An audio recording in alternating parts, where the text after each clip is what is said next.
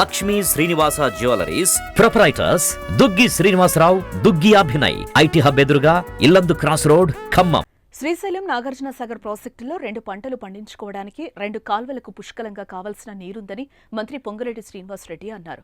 జిల్లా కలెక్టర్ ముజమిల్ ఖాన్తో కలిసి కూసుమంచి మండలం పాలేరు వద్ద పాలేరు రిజర్వాయర్ నుండి లెఫ్ట్ మెయిన్ కెనాల్ 2వ జోన్కు సాగునీరు విడుదల చేశారు. నాగార్జున సాగర్ ప్రాజెక్టు కింద 2,75,000 ఆయకట్టు 37 మండలాల పరిధిలో ఉందన్నారు.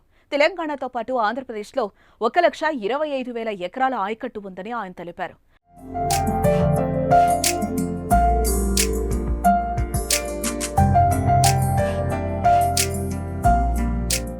గోదావరి పరివాహక ప్రాంత నీటిని దూరదృష్టితో సద్వినియోగం చేసుకోవాలని ప్రభుత్వం చర్యలు చేపట్టింది. భవిష్యత్తులో కృష్ణా బేసిన్లో నీటికి సమస్యలొస్తే సీతారామ ప్రాజెక్టు ద్వారా గోదావరి నీటిని సాగుకు ఇవ్వనున్నట్లుగా ఆయన అన్నారు. 80 కోట్ల వ్యయంతో ఏన్కూరు లింక్ కెనాల్ నిర్మాణం చేపట్టినట్లు ఆగస్టు 15 కల్లా పనులు పూర్తి చేసుకుని నీటిని విడుదలకు చర్యలు తీసుకున్నట్లుగా హామీ ఇచ్చారు. వర్షాలు పడక శ్రీశైలం నాగార్జున సాగర్లకు నీరు రాకపోతే ప్రత్యామ్నాయంగా ఏన్కూరు లింక్ కెనాల్తో గోదావరి నీటిని సద్వినియోగం చేసుకోవచ్చన్నారు.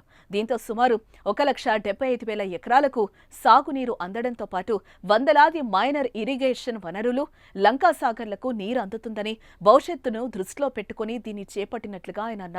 ఇక దేవుళ్లు దీవించబట్టే ఇందిరమ్మ రాజ్యంలో 2 పంటలకు సరిపడ నీరొచ్చిందని మంత్రి తెలిపారు.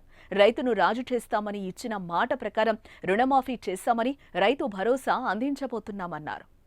లెఫ్ట్ కెనాల్ మీద పాలేరు రిజర్వాయర్ నుంచి దిగువకి సుమారు 2,75,000 ఎకరాలు నాగార్జున సాగర్ కింద ఉన్న ఆయకట్టుకి ఇప్పుడే పాలేరు దగ్గర గౌరవ కలెక్టర్ గారు, నేను, చీఫ్ ఇంజనీర్ గారు కృష్ణా నీటిని రిలీజ్ చేయడం జరిగింది.